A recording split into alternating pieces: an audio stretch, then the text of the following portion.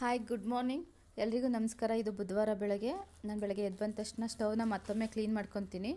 ಅದಾದಮೇಲೆ ಬಿಸಿನೀರು ಮತ್ತು ಹಾಲು ರೆಡಿ ಮಾಡಿ ಇಟ್ಕೊಂಡು ನನ್ನ ಮಗ ಚಿಕ್ಕವನು ಬರ್ತಾನೆ ಬೇಗ ಎದ್ದು, ಹಾಗಾಗಿ ಅವ್ನು ಬರೋ ಟೈಮಲ್ಲಿ ನಾನು ಹಾಲು ರೆಡಿ ಮಾಡಿ ಇಟ್ಟಿರ್ತೀನಿ, ಇಲ್ಲಾಂದರೆ ತುಂಬ ಅಳ್ತಾನೆ. ಹಾಗಾಗಿ ನಾನು ಗ್ರೀನ್ ಟೀ ಮಾಡ್ಕೊಂಡು ಕುಡಿದು ಇವತ್ತು ತಿಂಡಿಗೆ ಏನು ಸೊಪ್ಪು ಮತ್ತು ಮುದ್ದೆ ಮಾಡೋಣ ಅಂತ ರೆಡಿ ಮಾಡ್ಕೊತಿದ್ದೆ. ಅಷ್ಟರಲ್ಲಿ ನನ್ನ ಮಗ ಕೂಡ ಎದ್ದು ಬಂದ. ಅವನಿಗೆ ಬೂಸ್ಟ್ ಮಾಡಿಕೊಟ್ಟು ನಾನಿಲ್ಲಿ ಸಾಂಬಾರಿಗೆ ರೆಡಿ ಮಾಡ್ಕೊತಾ ಇದ್ದೀನಿ.